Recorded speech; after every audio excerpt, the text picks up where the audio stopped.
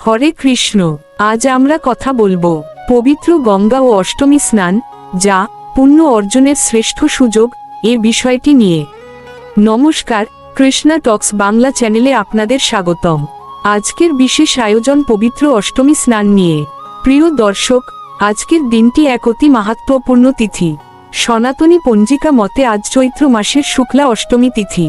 ইংরেজি ক্যালেন্ডার অনুযায়ী আজ 26শে মার্চ 2026 এবং বাংলা 12ই চৈত্র 1432 বঙ্গাব্দ, রোজ বৃহস্পতিবার। সনাতনী শাস্ত্র অনুযায়ী এই দিনটিকে আমরা অষ্টমী স্নান হিসেবে পালন করি। শাস্ত্রে আছে, ব্রহ্মপুত্র নদে স্নানং লভেত কোটিগুণ ফলম, অর্থাৎ এই বিশেষ অষ্টমী তিথিতে ব্রহ্মপুত্র বা গঙ্গার মতো পবিত্র নদীতে স্নান করলে কোটি গুণ পুণ্য লাভ হয়। মূলত এটি অশোকাষ্টমী নামেও পরিচিত, যা শোক বিনাশ করে পরম শান্তি প্রদান করে। তাই অষ্টমী স্নান আর গঙ্গা স্নান এই তিথিতে সমার্থক হয়ে দাঁড়ায়। আলোচনাটি অত্যন্ত গুরুত্বপূর্ণ, তাই বিন্দুমাত্র না টেনে সম্পূর্ণ ভিডিওটি দেখুন। আমাদের চ্যানেলে প্রতিদিন রাত 8টায় ধর্মীয় বিষয়ে গভীর আলোচনা করা হয়। আপনাদের মনে যদি কোনো জিজ্ঞাসা থাকে, তবে নিঃসংকোচে কমেন্ট করে জানাতে পারেন। ভিডিওটি ভালো লাগলে লাইক ও সাবস্ক্রাইব করে আমাদের পাশেই থাকুন। গঙ্গা স্নান কেবল জলস্পর্শ নয়, এটি অন্তরের অন্ধকার দূর করার একটি গূঢ় প্রক্রিয়া। শ্রীমদ্ ভাগবত পুরাণের নবম স্কন্ধের নবম অধ্যায় বর্ণিত আছে যে, গঙ্গার পবিত্র সলিলে অবগাহন করলে মানুষের চিত্ত শুদ্ধ হয়। শাস্ত্রমতে গঙ্গা স্বয়ং ভগবানের চরণকমল থেকে নিঃসৃত। যখন আমরা সেই পবিত্র জলে শরীর নিমজ্জিত করি, তখন আমাদের অন্তরে জমে থাকা কাম, ক্রোধ আর লোভের মালিন্য অপসারিত হয়। এই স্নান আমাদের আধ্যাত্মিক চেতনার নবজাগরণ ঘটায়। জানাজানি বা অজানাতে আমরা জীবনে যে সমস্ত পাপ করি, মা গঙ্গার আশীর্বাদে তা ভস্মীভূত হয়। গরুড় পুরাণের প্রেতকল্পে উল্লেখ আছে যে, ভক্তিভরে গঙ্গা স্নান করলে জন্ম জন্মান্তরের কলুষতা থেকে মুক্তি পাওয়া সম্ভব। শাস্ত্রে গঙ্গার নাম নেওয়া মাত্রই যোজন যোজন দূরের পাপ নাশ হয়। আজকের এই বিশেষ তিথিতে একটি ডুব আপনার সঞ্চিত কর্মফলের নেতিবাচক প্রভাব থেকে আপনাকে মুক্ত করে এক নতুন পবিত্র জীবনের পথে চালিত করতে পারে। বিশেষ করে এই চৈত্র মাসের অষ্টমী তিথিতে স্নানের মাহাত্ম্য বহুগুণ বেড়ে যায়। এই সময় ব্রহ্মাণ্ডের এক বিশেষ ইতিবাচক শক্তি জলের মাধ্যমে প্রবাহিত হয়। আধ্যাত্মিক বিজ্ঞানের মতে আজকের এই গ্রহ নক্ষত্রের অবস্থান আমাদের দেহের শক্তিচক্রগুলোকে জাগ্রত করতে সাহায্য করে। এই বিশেষ দিনে গঙ্গার প্রতিটি জলবিন্দু অমৃতের সমান হয়ে ওঠে। তাই এই সুযোগ হারানো মানে আধ্যাত্মিক জগতের এক বিশাল ঐশ্বর্য থেকে নিজেকে বঞ্চিত করা। গঙ্গা স্নানের আরেকটি গভীর দিক হল পিতৃপুরুষদের তর্পণ। মহাভারতের অনুশাসন পর্বে বলা হয়েছে, গঙ্গার জলে পিতৃপুরুষদের উদ্দেশ্যে তিল তর্পণ করলে তাদের আত্মা অক্ষয় স্বর্গলোক লাভ করে। সনাতন ধর্মে পিতৃঋণ শোধ করা আমাদের অন্যতম প্রধান কর্তব্য।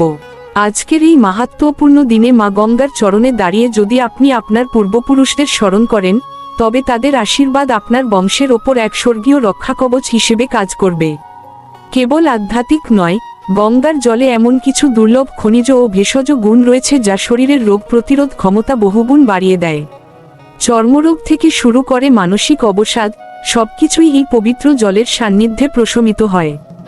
শ্রীমদ্ভগবদ্গীতার 10ম অধ্যায়ের 31 নম্বর শ্লোকে ভগবান শ্রীকৃষ্ণ বলেছেন, স্রোতস্যামস্যি জাহ্নবী, অর্থাৎ নদীসমূহের মধ্যে আমি গঙ্গা। ভগবানের বিভূতি সম্পন্ন এই জল শারীরিক ও মানসিক প্রশান্তি দান করে। স্নান শুরুর আগে মনে মনে ইষ্টদেবতা ও মা গঙ্গাকে স্মরণ করে সঠিক সংকল্প করা উচিত। শাস্ত্রীয় বিধি অনুসারে, ও গঙ্গে চ যমুনে চৈব মন্ত্র উচ্চারণের মাধ্যমে আমরা সমস্ত পবিত্র নদীকে আবাহন করি। মনে রাখতে হবে, কেবল শরীর ভেজানোই স্নান নয়, মনকে ভগবানের চরণে সঁপে দিয়ে মা গঙ্গার শরণাগতি নেওয়াই হল প্রকৃত স্নান। সঠিক ভক্তি ও শুদ্ধাচারে এই স্নান সম্পন্ন করলে তবেই তার পূর্ণ ফল লাভ করা সম্ভব।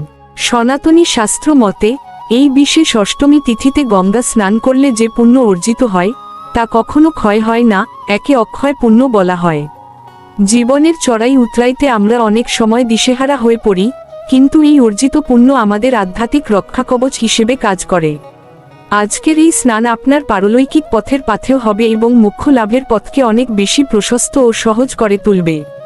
মহাভারতের প্রেক্ষাপটে তাকালে আমরা দেখি, বিশ্বজননী গঙ্গা স্বয়ং দেবলোক থেকে মর্তে এসেছেন মানবের কল্যাণে।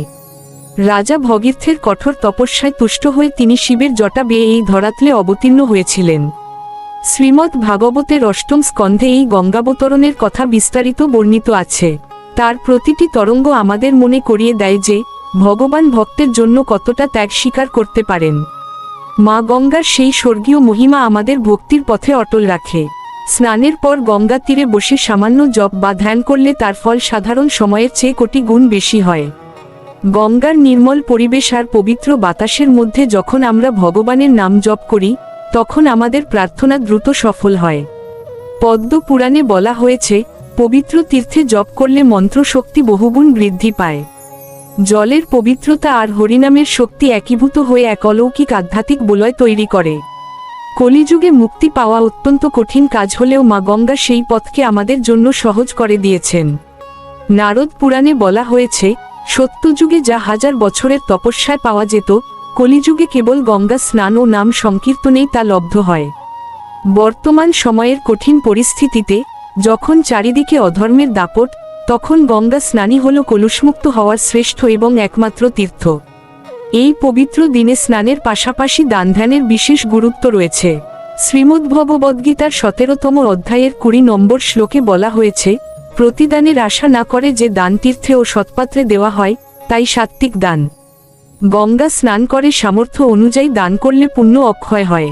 স্নান আমাদের আত্মাকে পবিত্র করে আর দান আমাদের অহংকারকে দূর করে। এই দুইয়ের মেলবন্ধনেই আমাদের আধ্যাত্মিক সাধনা পূর্ণতা পায়।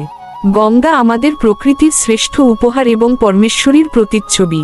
প্রকৃতির প্রতি শ্রদ্ধা নিবেদন আর আধ্যাত্মিক সাধনা এখানে মিলেমিশে এক হয়ে যায়। গঙ্গার তীরে দাঁড়ালে বোঝা যায় যে জলই জীবন এবং এই জলই রুক্ষ। বিষ্ণু পুরাণে গঙ্গাকে সর্বপাপহারিণী বলা হয়েছে। মা গঙ্গার প্রতিটি ঢেউ আমাদের জীবনের নশ্বরতা আর ভগবানের অবিনশ্বরতার শিক্ষা দেয়।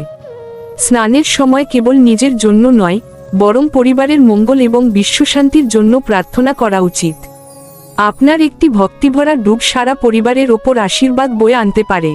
বিশেষ করে এই অষ্টমী তিথিতে সন্তানের জন্য করা প্রার্থনা কখনো বিফলে যায় না। আপনার বিশ্বাস আর ভক্তি যত দৃঢ় হবে, মা গঙ্গার কৃপা আপনার জীবনে ততটাই উজ্জ্বল হয়ে প্রকাশ পাবে। যারা পূর্ণ বিশ্বাস নিয়ে গঙ্গায় অবগাহন করেন, মা তাদের কখনোই নিরাশ করেন না। ভক্তি ছাড়া স্নান কেবল শরীর ধোয়, আর ভক্তি থাকলে তা আত্মাকে ধোয়। মনে রাখতে হবে, গঙ্গা স্নান কেবল একটি সামাজিক প্রথা নয়, এটি পরমাত্মার সঙ্গে আত্মার মিলনের এক সেতু। যদি হৃদয়ে অকৃত্রিম ভালোবাসা থাকে, তবে মা গঙ্গা অবশ্যই আপনার সমস্ত মানসিক তাপ হরণ করবেন। আমাদের মনে রাখতে হবে যে বাইরের গঙ্গার পাশাপাশি আমাদের অন্তরেও ভক্তির গঙ্গা প্রবাহিত করা উচিত। বাইরে স্নান আর ভেতরে শুদ্ধ চিন্তা, এই দুইয়ের সমন্বয়ই সার্থকতা আনে। আমরা যেন সারা জীবন মা গঙ্গার পবিত্রতা নিজের চরিত্রে ধারণ করতে পারি।